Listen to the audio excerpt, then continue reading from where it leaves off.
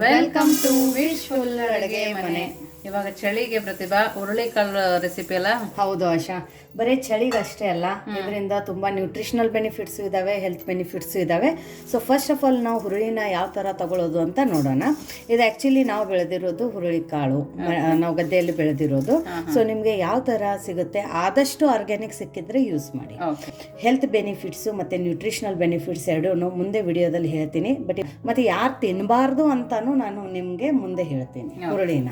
So ನೋಡಿ, ಇವಾಗ ಇಲ್ಲಿ ಹುರುಳಿ ತಗೊಂಡಿರೋದು, ಹುರುಳಿನ ತಗೊಂಡ್ಬಿಟ್ಟು ಇದನ್ನು ನಾವು ಜಡಿ ಮಾಡಬೇಕು. ಈ ಥರ ದಪ್ಪ ಜಡಿ ಇರುತ್ತಲ್ಲ, ಇದನ್ನು ಜಡಿ ಮಾಡಬೇಕು. ಯಾಕಂದರೆ ಏನೇ ವೇಸ್ಟ್ ಇರುತ್ತಲ್ಲ, ಹೌದು, ಕಸ ಎಲ್ಲ ಇರುತ್ತೆ, ಅದೆಲ್ಲ ಕೆಳಗಡೆ ಬೀಳುತ್ತೆ. ಸೊ ಇವಾಗ ಏನು ಮಾಡೋಣ ಅಂದರೆ, ಇದನ್ನು ನಾವು ಜಡಿ ಮಾಡಾಗೈತಲ್ಲ, ಸೊ ಇದು ಹುರುಳಿನ ಇವಾಗ ಒಂದು ಬಟ್ಟೆ ಮೇಲ್ಗಡೆ ಹಾಕೊಳ್ಳೋಣ. ನೋಡಿ, ಇಲ್ಲಿ ನಾನು ಕಾಟನದ್ದು ವೈಟ್ ಕಲರ್ ಬಟ್ಟೆ ತೊಗೊಂಡಿದ್ದೀನಿ. ಕಾಟನ್ ಬಟ್ಟೆನೇ ಪ್ರೆಫರ್ ಮಾಡಿ. ಇದ್ರ ಮೇಲ್ಗಡೆ ನಾನು ಹುರುಳಿನ ಹಾಕ್ಕೊಂಡಿದ್ದೀನಿ. ನಿಮ್ಗೆ ಎಷ್ಟು ಕ್ವಾಂಟಿಟಿದು ಮಾಡಬೇಕು ಅಷ್ಟು ಹುರುಳಿನ ಹಾಕೊಳ್ಳಿ. 1 ಕಪ್ಪು 2 ಕಪ್ಪು ಅಥವಾ 1 ಮಂತಕ್ಕೆ ಮಾಡ್ಕೋತಾ ಇದ್ರೆ ಸೊ ಈ ಥರ ನೀವು ಹಾಕ್ಕೊಂಡ್ಬಿಟ್ಟು ಇದೊಂದು ಸ್ವಲ್ಪ ಸ್ಪ್ರೆಡ್ ಮಾಡೋಣ. ಸ್ಪ್ರೆಡ್ ಮಾಡಿಬಿಟ್ಟು ಇವಾಗ ಒಂದು ಸ್ವಲ್ಪ ಇಷ್ಟು ನೀರನ್ನು ಚಿಮ್ಡಿಸೋಣ. ಯಾಕಂದರೆ ಒಳಗಡೆ ಕಸ ಎಲ್ಲ ಇರುತ್ತಲ್ಲ, ಸೊ ಹಾಗಾಗಿ ತೊಳೆದ್ಬಿಟ್ಟು ನಾವು ಹಾಕೋಕ್ಕಾಗಂಗಿಲ್ಲ. ಹಾಗಾಗಿ ಒಂದು ಸ್ವಲ್ಪ ನೀರನ್ನು ಚಿಮ್ಡಿಸಿ ಇದ್ರ ಮೇಲ್ಗಡೆ ಇದು ಡಸ್ಟನ್ನು ಎಲ್ಲ ನಾವು ಒರೆಸ್ಕೋಬೇಕು. ನೋಡಿ ಈ ಥರ, ಯಾಕಂದರೆ ಇದು ನೆನಿಬಾರ್ದು. ನಾವು ತೊಳೆದ್ಬಿಟ್ಟು ಹಾಕ್ತೀವಿ ಅಂದರೆ ನೆನೆಯುತ್ತೆ. ಹಾಗಾಗಿ ಸ್ವಲ್ಪ ನೀರನ್ನು ಹಾಕಿಬಿಟ್ಟು ಈ ಥರ ಒರೆಸ್ಕೋಬೇಕು. ಅವಾಗೆಲ್ಲ ಡಸ್ಟನ್ನು ಕೂಡ ಹೊರಗಡೆ ಬರುತ್ತೆ. ನೋಡಿ, ಇವಾಗ ಒರೆಸ್ಕೊಂಡು ಆದ ತಕ್ಷಣ ನೆಕ್ಸ್ಟ್ ಇವಾಗ ನಾವು ಏನು ಮಾಡೋಣ ಅಂದರೆ, ಇದನ್ನ ಪಕ್ಕಕ್ಕೆ ಇಡೋಣ. ನೋಡಿ, ಇಲ್ಲಿ ಒಂದು ಪ್ಯಾನನ್ನು ಇಟ್ಕೊಂಡಿದ್ದೀನಿ. ನೀವು ಕಡಾಯಿನೂ ಕೂಡ ಇಟ್ಕೋಬೋದು. ಇವಾಗ ನಾವು ಒರೆಸ್ಕೊಂಡಿರುವಂಥ ಹುರುಳಿನ ಇದ್ರ ಒಳಗಡೆ ಹಾಕ್ಕೊಳ್ಳೋಣ. ಇವಾಗ ಇದನ್ನು ಮೀಡಿಯಮ್ ಫ್ಲೇಮಲ್ಲಿ ನಾವು ಹುರ್ಕೋಬೇಕು. ಸೊ ಇವಾಗ ಇದನ್ನು ಹುರಿಬೇಕಾದ್ರೆ ಒಂದು ಸ್ವಲ್ಪ ಟೈಮ್ ತಗೊಳುತ್ತೆ. ಮೀಡಿಯಮ್ ಫ್ಲೇಮಲ್ಲಿ ಇದು ಹುರಿದ ತಕ್ಷಣ ಇದ್ರದ್ದೊಂದು ಘಮ ಬರುತ್ತೆ. ಆ ಘಮ ಬಂದಾಗ ನಮ್ಗೆ ಗೊತ್ತಾಗುತ್ತೆ ಹುರುಳಿ ಹುರಿದಿದೆ ಅಂತ. ಸೊ ತುಂಬ ಹೈ ಫ್ಲೇಮಲ್ಲಿನೂ ಕೂಡ ಹುರ್ಕೋಬೇಡಿ, ಲೋ ಫ್ಲೇಮಲ್ಲಿನೂ ಬೇಡ. ಮೀಡಿಯಮ್ ಫ್ಲೇಮಲ್ಲಿ ನಾವು ಹುರುಳಿನ ಮಧ್ಯದಲ್ಲಿ ಈ ಥರ ಕೈ ಆಡಿಸ್ಕೊಂಡು ಹುರ್ಕೊಳ್ಳೋಣ.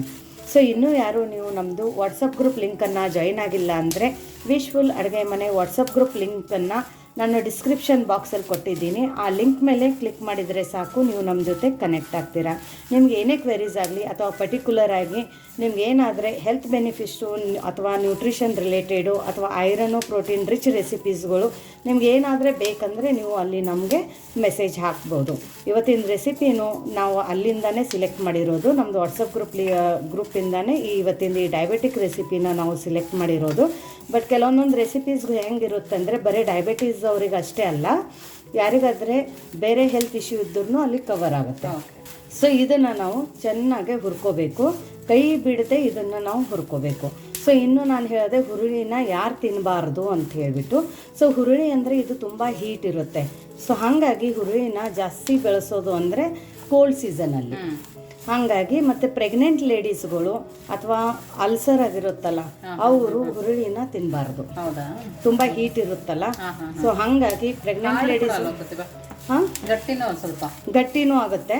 ಹಾಗಾಗಿ ಪ್ರೆಗ್ನೆಂಟ್ ಲೇಡೀಸ್ಗಳ್ನು ಹುರುಳಿನ ತಿನ್ನಬಾರ್ದು. ಇಲ್ಲ ನಮ್ಗೆ ನಡೆಯುತ್ತೆ ಒಂದು ಸ್ವಲ್ಪ ಹೀಟು ಅಂದರೆ ಅದನ್ನು ನೀವು ತಿನ್ಬೋದು. ಬಟ್ ನಾ ಇವತ್ತಿನ ಈ ವಿಡಿಯೋದಲ್ಲಿ ಇದ್ರ ಬೆನಿಫಿಟ್ಸ್ ಹೇಳಬೇಕಾದ್ರೆ ನಾನು ನಿಮ್ಗೆ ಹೇಳ್ತಾ ಇದ್ದೀನಿ. ಸೊ ನೋಡಿ, ಯಾರು ತಿನ್ನಬಾರ್ದು ಅಂತಲೂ ನಾನು ಹೇಳಿದ್ದೀನಿ. ಇವಾಗ ಇದರಲ್ಲಿ ಏನು ನ್ಯೂಟ್ರಿಷನಲ್ ಬೆನಿಫಿಟ್ಸ್ ಇದ್ದಾವೆ ಅಂತಲೂ ಹೇಳ್ತೀನಿ. ಹುರುಳಿ ಇದು ಆ್ಯಂಟಿ ಆಕ್ಸಿಡೆಂಟಾಗಿ ಕೆಲಸ ಮಾಡುತ್ತೆ. ಸೊ ಡಯಾಬಿಟಿಕ್ ಇದ್ದವರು ಆ್ಯಂಟಿ ಆಕ್ಸಿಡೆಂಟು ಬೇಕು ಅವರಿಗೆ. ಅದರ ಜೊತೆ ಪ್ರೋಟೀನು, ವಿಟಮಿನ್ಸ್, ಮಿನರಲ್ಸ್ ಎಲ್ಲನೂ ಇದೆ. ಸೊ ಒಂದು ಹುರುಳಿದಿಂದ ನಿಮಗೆ ಸುಮಾರು ನ್ಯೂಟ್ರಿಷನಲ್ ಬೆನಿಫಿಟ್ಸ್ ಇದ್ದಾವೆ. ಇವಾಗ ಹೆಲ್ತ್ ಬೆನಿಫಿಟ್ಸ್ ಬಂದಾಗ ಇದು ಅಂದರೆ ಯಾರಿಗಾದರೆ ಕಿಡ್ನಿ ಪ್ರಾಬ್ಲಮ್ ಇದ್ದವರು ಇದನ್ನು ನೀವು ಗಂಜಿ ಅಥವಾ ಪಲ್ಯ ರೂಪದಲ್ಲಿನೂ ತಿನ್ಬೋದು. ವೆಯ್ಟ್ ಲಾಸ್ ಮಾಡೋರು ಕೂಡ ತಿನ್ಬೋದು. ಅದರ ಜೊತೆ ಕೊಲೆಸ್ಟ್ರಾಲ್ ಲೆವೆಲನ್ನು ಕಡಿಮೆ ಮಾಡ್ಕೋಬೇಕಂದವ್ರೂ ಕೂಡ ಹುರುಳಿನ ತಿನ್ಬೋದು. ಇದು ಏನೂ ಇಲ್ಲ, ನಮ್ಗೆ ಯಾರಿಗೂ ಏನೂ ಪ್ರಾಬ್ಲಮ್ ಇಲ್ಲ ಅಂದ್ರೂ ಹುರುಳಿ ಇದು ಎಲ್ಲದಕ್ಕೂ ರಾಮಬಾಣ ಉಪಾಯ ಅಂತ ಹೇಳ್ತೀವಿ ನಾವು. ಇದು ಮನೆ ಮದ್ದ. ಇದು ಆಯುರ್ವೇದಿಕಲ್ಲಿನೂ ಕೂಡ ಹುರುಳಿದು ತುಂಬ ಇಂಪಾರ್ಟೆನ್ಸ್ ಇದೆ. ಸ್ಕಿನ್ ಪ್ರಾಬ್ಲಮ್ ಇದ್ದವರು ಮತ್ತು ಸ್ಕಿನ್ ಟೋನನ್ನು ಚೆನ್ನಾಗಿಡಬೇಕು ಅನ್ನೋರು ಕೂಡ ಹುರುಳಿನ ತಿನ್ಕೋಬೋದು. ಸೊ ನೋಡಿ, ಇವಾಗ ಹುರುಳಿ ತುಂಬ ಚೆನ್ನಾಗಿ ಹುರಿದಿದೆ. ಇಲ್ಲಿ ನೋಡಿ, ಮೀಡಿಯಮ್ ಫ್ಲೇಮಲ್ಲಿನೇ ನಾನು ಹುರ್ಕೊಂಡಿದ್ದೀನಿ. ಚೆನ್ನಾಗಿ ಘಮ ಬರ್ತಾ ಇದೆ. ಇವಾಗ ಏನು ಮಾಡಬೇಕಂದ್ರೆ, ಇದು ಹುರಿದ ತಕ್ಷಣ ಇವಾಗ ಫ್ಲೇಮನ್ನು ನಾನು ಆಫ್ ಮಾಡ್ಕೊಂಡಿದ್ದೀನಿ. ಇವಾಗ ನೆಕ್ಸ್ಟ್ ಏನು ಮಾಡೋದು ಅಂತ ನೋಡೋಣ. ನೋಡಿ ಇಲ್ಲಿ ಮಿಕ್ಸಿ ಜಾರನ್ನು ತಗೊಂಡಿರೋದು. ಇವಾಗ ನಾವು ಹುರಿದಿರೋಂಥ ಹುರುಳಿನ ಮಿಕ್ಸಿ ಜಾರ್ ಒಳಗಡೆ ಹಾಕೋಬೇಕು. ಬಿಸಿದೇನೆ ಹಾಕೋಬೇಕು, ಆರಿದ ನಂತರ ಹಾಕೋಬಾರ್ದು. ಸೊ ಹಾಗಾಗಿ ಬಿಸಿ ಬಿಸಿ ಹುರುಳಿನೇ ನಾವು ಮಿಕ್ಸಿ ಜಾರ್ ಒಳಗಡೆ ಹಾಕೊಂಡು ಬರೋಣ. ನೋಡಿ ಎಲ್ಲದನ್ನು ಮಿಕ್ಸಿ ಜಾರಕ್ಕೆ ಹಾಕೊಂಡು ಬಂದಿರೋದು. ಇವಾಗ ಬಿಸಿ ಬಿಸಿದ್ರಲ್ಲಿನೇ ಇದನ್ನು ನಾವು ಪುಡಿ ಮಾಡ್ಕೊಂಡು ಬರಬೇಕು. ಸ್ವಲ್ಪ ಸಣ್ಣ ಪುಡಿನೇ ಇರಬೇಕು. ಸೊ ನೋಡಿ ಈ ಥರ ಹುರಿದು ನಮಗೆ ಪುಡಿ ಮಾಡ್ಕೊಂಡು ಬರಬೇಕು. ತುಂಬ ದಪ್ಪ ಇರಬಾರ್ದು, ರವೆ ರವೆ ಥರ ಇರುತ್ತೆ ಇದು. ಇಲ್ಲ ನಾವು ಜಾಸ್ತಿ ಪ್ರಮಾಣದಲ್ಲಿ ಮಾಡ್ತೀವಿ ಅಂದರೆ ನೀವು ಇದನ್ನು ಮಿಲ್ಲಲ್ಲಿ ಕೂಡ ಹಾಕಿಸ್ಕೊಂಡು ಬರ್ಬೋದು. ಇವಾಗ ಈ ಹುರುಳಿ ಪುಡಿನ ನೀವು ಬೇಕಂದರೆ ಆರಿದ ನಂತರ ಒಂದು ಇದನ್ನಿರುತ್ತಲ್ಲ ಗ್ಲಾಸ್ ಬಾಟಲು, ಕಾಚಿನ ಬಾಟ್ಲಿಯಲ್ಲಿ ನೀವು ತುಂಬ್ಕೊಂಡು ಇಟ್ಬಿಟ್ರೆ ಇದನ್ನು 1 ತಿಂಗಳ ತನಕನೂ ನೀವು ಯೂಸ್ ಮಾಡ್ಕೋಬೋದು. ಆಚೆನೇ ಇಡಬೇಕು, ಫ್ರಿಜ್ಜಲ್ಲಿ ಇಡೋ ಅವಶ್ಯಕತೆ ಇಲ್ಲ. ಇದಕ್ಕೆ ಏನೂ ಆಗಲ್ಲ, ಯಾಕಂದ್ರೆ ನಾವು ಚೆನ್ನಾಗಿ ಹುರಿದಿರ್ತೀವಲ್ಲ. ಸೊ ಈ ಪೌಡರ್ ಏನೂ ಆಗಲ್ಲ. ನಾವು ಗೋಧಿ ಹಿಟ್ಟು, ಜೋಳದ ಹಿಟ್ಟು, ಸಜ್ಜಿ ಹಿಟ್ಟು, ರಾಗಿ ಹಿಟ್ಟು ಆಚೆ ಇಡ್ತೀವಲ್ಲ ಅದೇ ಥರ ಇದನ್ನ ಇಡಬೇಕು. ಮತ್ತು ಮಕ್ಕಳು ತಿನ್ನಲ್ಲ ಅಂತ ಹೇಳಿದೆ, ಈ ಥರ ಪುಡಿ ಮಾಡಿ ಇಟ್ಬಿಟ್ರೆ ನೀವು ಚಪಾತಿ ಎಲ್ಲ ಮಾಡಬೇಕಾದ್ರೆ 2 ಸ್ಪೂನು ಅವ್ರ ಚಪಾತಿ ಹಿಟ್ಟದಲ್ಲಿ ಹಾಕಿ ಕಲುಷ್ ಅವ್ರಿಗೆ ಮಾಡಿಕೊಟ್ರೆ ಅವರಿಗೂ ಕೂಡ ಇಷ್ಟೆಲ್ಲ ಹೆಲ್ತು ಮತ್ತು ನ್ಯೂಟ್ರಿಷನಲ್ ಬೆನಿಫಿಟ್ಸ್ ಅವರಿಗೆ ಸಿಗುತ್ತೆ. ಸೊ ಇವಾಗ ಇದನ್ನು ಪಕ್ಕಕ್ಕಿಟ್ಟು ನೆಕ್ಸ್ಟ್ ಏನು ಮಾಡೋದು ಅಂತ ನೋಡೋಣ. ನೋಡಿ, ಒಂದು ಪಾತ್ರೆ ತಗೊಂಡು ಒಂದು ಬಟ್ಲಾಗುವಷ್ಟು ಮೊಸರನ್ನ ಹಾಕೊಳ್ತಾ ಇದೀವಿ. ಸ್ವಲ್ಪ ನೀರು, ಜಾಸ್ತಿ ನೀರು ಬೇಕಾಗುತ್ತೆ ಪ್ರತಿಭಾ? ಹೌದು ಆಶಾ, ಯಾಕಂದ್ರೆ ಇದು ಗಟ್ಟಿ ಮಜ್ಜಿಗೆ ಮಾಡಬೇಕಲ್ಲ. ಓಕೆ. ಸೊ 1 ಕಪ್ ಮೊಸರಕ್ಕೆ ನೀವು 2 ಕಪ್ ನೀರು ಹಾಕೋಬಹುದು. ಸೊ ಇದನ್ನ ಕಟ್ಟಿಬೇಕು, ಮಜ್ಜಿಗೆ ಎಲ್ಲ ಕಟ್ಟಿತೀವಲ್ಲ ಆ ಥರ ಕಟ್ಟಿಬೇಕು. ಸೊ ನೋಡಿ ಇವಾಗ ಇದು ಕಟ್ಟಿರೋದು ಮಜ್ಜಿಗೆನ ನಾವು ಪಕ್ಕಕ್ಕಿಟ್ಟು ನೆಕ್ಸ್ಟ್ ಏನು ಮಾಡೋದು ಅಂತ ನೋಡೋಣ. ಮೊದಲಿಗೆ ಒಂದು ಕುಟಾಣಿನ ತಗೊಬೇಕು. ಅದಕ್ಕೆ 4 ಎಸ್ಲಾಗುವಷ್ಟು ಬೆಳ್ಳುಳ್ಳಿ ಜಾಸ್ತಿ ಬೇಕಾದ್ರೆ ಹಾಕೋಬೋದಾ? ಹೌದು, ಎಷ್ಟು ಬೇಕಷ್ಟು ಹಾಕೋಬಹುದು. ಸ್ವಲ್ಪ ಶುಂಠಿ, 1 ಸ್ಪೂನ್ ಆಗುವಷ್ಟು ಜೀರಿಗೆ, ಹಾಗೇನೆ ಒಂದು ಅರ್ಧ ಸ್ಪೂನ್ ಆಗುವಷ್ಟು ಕಾಳು ಮೆಣಸನ್ನು ಕೂಡ ಹಾಕೊಳ್ತಾ ಇದೀವಿ. ಇದನ್ನ ಹಾಕಿ ಚೆನ್ನಾಗಿ ಕುಟ್ಕೊಬೇಕು. ನೀವು ಬೇಕಂದ್ರೆ ಮಿಕ್ಸಿಯಲ್ಲಿ ಕೂಡ ಹಾಕೊಂಡು ಮಾಡ್ಕೋಬಹುದು. ಬಟ್ ಮಿಕ್ಸಿ ಟೇಸ್ಟು ಮತ್ತು ನಾವು ಕುಟ್ಟಿರೋ ಟೇಸ್ಟಲ್ಲಿ ತುಂಬ ಡಿಫ್ರೆನ್ಸ್ ಬರುತ್ತೆ. ಹಾಗಾಗಿ ನೀವು ಫ್ರೆಶ್ ಆಗಿ ಕುಟ್ಟಿ ಹಾಕಿದರೆ ತುಂಬ ಒಳ್ಳೆಯದು. ನೋಡಿ ಇದನ್ನು ಇವಾಗ ಇಷ್ಟು ಸಣ್ಣದಾಗಿ ಕುಟ್ಕೊಂಡು ಬಂದಿರೋದು ನೋಡಿದ್ರಲ್ಲ, ತುಂಬ ಚೆನ್ನಾಗಿ ಸಣ್ಣ ಆಗಿದೆ. ಇವಾಗ ಇದ್ರ ಒಳಗಡೆನೆ ಸ್ವಲ್ಪ ಕೊತ್ತಂಬರಿ ಸೊಪ್ಪನ್ನ ಹಾಕೊಳ್ಳೋಣ. ಯಾಕಂದ್ರೆ ಮೇಲ್ಗಡೆಯಿಂದ ಹಾಕಿದ್ರೆ ಬಾಯಲ್ಲಿ ಸಿಕ್ಕಿದ್ರೆ ಕೆಲವೊಬ್ಬರಿಗೆ ಇಷ್ಟ ಆಗಂಗಿಲ್ಲ. ಸೊ ಹಾಗಾಗಿ ಒಂದು ಸ್ವಲ್ಪ ಕೊತ್ತಂಬರಿ ಸೊಪ್ಪನ್ನ ಹಾಕಿ ಇದನ್ನು ಕೂಡ ಒಂದು ಸ್ವಲ್ಪ ಜಚ್ಕೊಂಡು ಬರೋಣ. ನೋಡಿ, ಕೊತ್ತಂಬರಿ ಸೊಪ್ಪು ಹಾಕಿ ಕೂಡ ಜಚ್ಕೊಂಡ್ ಬಂದಾಗಿದೆ. ನೋಡಿ ಎಲ್ಲದನ್ನು ಕೂಡ ಇಷ್ಟು ಸಣ್ಣದಾಗಿ ನಾವು ಜಚ್ಕೊಂಡು ಬಂದಿರೋದು. ಇವಾಗ ಇದನ್ನ ಪಕ್ಕಕ್ಕಿಟ್ಟು ನೆಕ್ಸ್ಟ್ ಏನು ಮಾಡೋದು ಅಂತ ನೋಡೋಣ. ನೋಡಿ ಇಲ್ಲಿ ಮತ್ತೆ ಒಂದು ಪ್ಯಾನನ್ನು ಇಟ್ಕೊಂಡಿರೋದು. ಇವಾಗ ಇದ್ರೊಳಗಡೆ ನೀರನ್ನು ಹಾಕೊಳ್ಳೋಣ. ನೀವು ಕ್ವಾಂಟಿಟಿ ಮತ್ತು ನಿಮ್ಮ ಮನೆಯಲ್ಲಿ ಎಷ್ಟು ಜನ ಇದ್ದಾರೆ ಅದನ್ನು ನೋಡ್ಕೊಂಡು ನೀವು ಇಲ್ಲಿ ನೀರನ್ನು ಹಾಕೋಬೇಕು. ಹೇಗೆ ನಾವು ರಾಗಿ ಗಂಜಿ ಮಾಡಬೇಕಾದ್ರೆ ನೀರನ್ನು ಇಟ್ಕೋತೀವಲ್ಲ ಅದೇ ಥರ ಇವಾಗ ನಾವು ಇಲ್ಲಿ ಫಸ್ಟ್ ಹುರುಳಿ ಹಾಕಿಬಿಟ್ಟು ಇಲ್ಲಿ ಗಂಜಿ ತಕ್ಕೋಬೇಕು. ಹಾಗಾಗಿ ಅದಕ್ಕೆ ಎಷ್ಟು ನೀರು ಬೇಕು ಅಷ್ಟು ಇಲ್ಲಿ ಹಾಕೋಬೇಕು. ಸ್ವಲ್ಪ ನೀರಿನ ಕ್ವಾಂಟಿಟಿ ಜಾಸ್ತಿ ಹಾಕಿದರೆ ಒಳ್ಳೆಯದು, ಯಾಕಂದರೆ ಒಂದು ಸ್ವಲ್ಪ ಹುರುಳಿ ಕುದಿಯೋದು ಸ್ವಲ್ಪ ಟೈಮ್ ತಗೊಳುತ್ತೆ. ಸೊ ನೋಡಿ ಇಲ್ಲಿ ನಾನು ಒಂದು 3 ಕಪ್ದಷ್ಟು ನೀರನ್ನು ಹಾಕೊಂಡಿದ್ದೀನಿ. ಇದನ್ನು ಚೆನ್ನಾಗಿ ಕುದಿ ಬರೋಕ್ಕಿಂತ ಮುಂಚೆನೇ ಆಶಾ ನಾವೇನು ಹುರುಳಿ ಪೌಡ್ರ್ ಮಾಡ್ಕೊಂಡಿದ್ವಲ್ಲ ಅದನ್ನು ಹಾಕೊಳ್ಳೋಣ. ಇಲ್ಲಿ ನಾನು 2 ಸ್ಪೂನಷ್ಟು ಹಾಕೋತಾ ಇದ್ದೀನಿ, ಯಾಕಂದರೆ ತುಂಬ ಜಾಸ್ತಿ ಗಟ್ಟಿ ಆಗಬಾರ್ದು ಅಂಥೇಳಿ. ಸೊ ಇದನ್ನು ಮಿಕ್ಸ್ ಮಾಡ್ಕೊಳ್ಳೋಣ. ಇಲ್ಲಿ ನಾನು ರೇವಿಗೆ ತೊಗೊಂಡಿದ್ದೀನಿ ಚೆನ್ನಾಗಿ ಮಿಕ್ಸ್ ಆಗುತ್ತೆ ಅಂತ. ಸೊ ನೋಡಿ ಇದನ್ನು ಕುದಿಯೋಕ್ಕೆ ಒಂದು ಸ್ವಲ್ಪ ಟೈಮ್ ತಗೊಳುತ್ತೆ.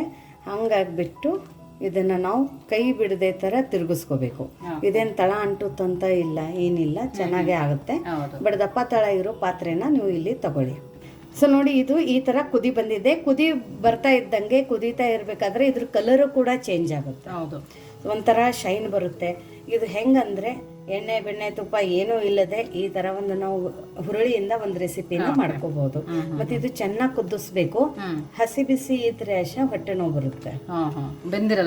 ಹೌದೌದು, ಮೀಡಿಯಂ ಫ್ಲೇಮಲ್ಲಿನೇ ಇಟ್ಕೊಂಡು ಕುದಿಸ್ಕೋಬೇಕು. ಎಷ್ಟು ಸಣ್ಣ ಇಟ್ಟು ನಾವು ಇದನ್ನ ಒಂದು 10 ನಿಮಿಷ ಆದರೆ ಕುದಿಸ್ಬೇಕು. ನೋಡಿ ಮಧ್ಯ ಮಧ್ಯದಲ್ಲಿ ಕೈ ಆಡಿಸ್ತಾ ಇದನ್ನು ಕುದಿಸ್ಬೇಕು. ಇವಾಗ ನೋಡು, ಇವಾಗ ಇದ್ರ ಒಳಗಡೆ ನಾವು ಫ್ಲೇಮನ್ನು ಸಣ್ಣ ಇಟ್ಬಿಟ್ಟು ಇವಾಗ ಇದ್ರ ಒಳಗಡೆ ನಾವು ಕುಟ್ಕೊಂಡು ಇಟ್ವಲ್ಲ ಮಸಾಲ ಅದನ್ನ ಹಾಕೋಣ. ಸೊ ನೋಡಿ ನಾವು ಕುಟ್ಕೊಂಡು ಇಟ್ಕೊಂಡಿದ್ವಲ್ಲ ಆ ಮಸಾಲೆನ ಇದ್ರ ಒಳಗಡೆ ಹಾಕೊಳ್ಳೋಣ. ಇದು ಅಂದ್ರೆ ಆಶಾ ಶೀತ, ಕೆಮ್ಮು, ನೆಗಡಿ ಏನೇ ಬಂದ್ರೂ ಇದನ್ನ ಮಾಡ್ಕೊಂಡು ಕುಡಿಬೋದು ಪ್ರತಿಭಾ. ಜ್ವರ ಬಂದ್ರೂ, ಮೈಕೈ ನೋವಿದ್ರೂ ಈ ಮಸಾಲ ಹಾಕಿ ಹುರುಳಿ ಅಂಬ್ಲಿನ ಕುಡಿತಾ ಇದ್ರೆ ಆರಾಮ್ ಅನ್ಸುತ್ತೆ. ಹೌದು, ಇವಾಗ ಯಾಕಂದ್ರೆ ಶೀತ ಕೆಮ್ಮು ಇದ್ದಾಗ ನಾವು ಮಜ್ಜಿಗೆ ಮೊಸರು ತಿನ್ನೋಕ್ಕಾಗಂಗಿಲ್ಲ. ಅವಾಗ ಇದ್ರೊಳಗಡೆ ಇನ್ನೊಂದ್ ಸ್ವಲ್ಪ ನೀವು ನೀರನ್ನ ಹಾಕೊಳ್ಳಿ.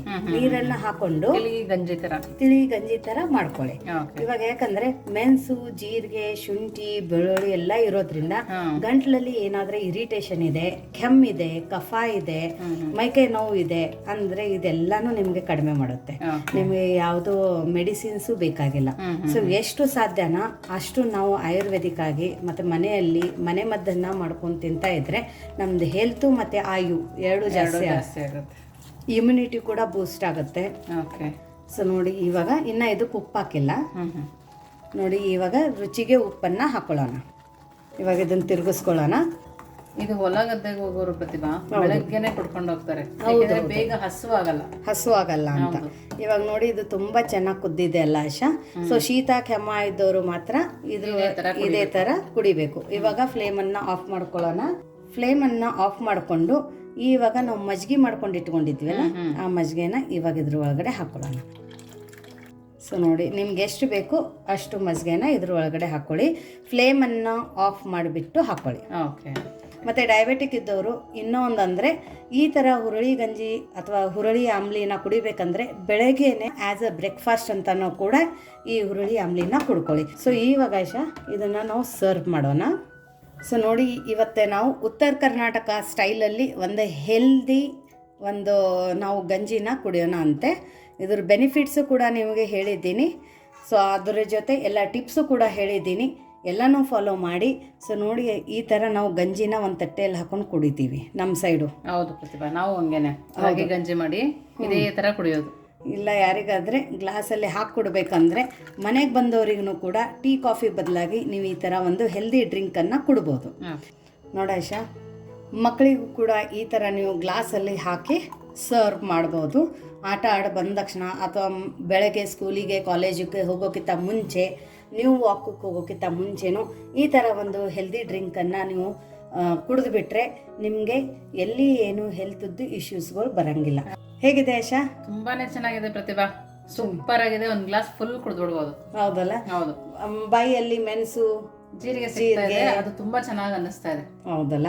ಸೊ ನೋಡಿ, ಈ ಥರ ಒಂದು ಹೆಲ್ದಿ ಡ್ರಿಂಕನ್ನು ನೀವು ಕುಡೀರಿ, ನೀವು ಚೆನ್ನಾಗಿರಿ, ನಿಮ್ಮ ಆರೋಗ್ಯನ ನೀವು ಕಾಪಾಡ್ಕೊಳ್ಳಿ. ಮನೆಯಲ್ಲಿನೂ ಎಲ್ಲರಿಗೂ ಈ ಥರ ಒಂದು ಹೆಲ್ದಿ ಡ್ರಿಂಕನ್ನು ಕುಡಿಯೋದನ್ನು ಅಭ್ಯಾಸ ಮಾಡಿಕೊಳ್ಳಿ. ಸೊ ಮತ್ತೆ ಸಿಗೋಣ ನಾವು ಇದೇ ಥರ ಹೊಸ ಹೊಸ ರೆಸಿಪಿ ಜೊತೆ. ವಿಶ್ಫುಲ್ ಅಡುಗೆ ಮನೆಯಲ್ಲಿ. Thank you.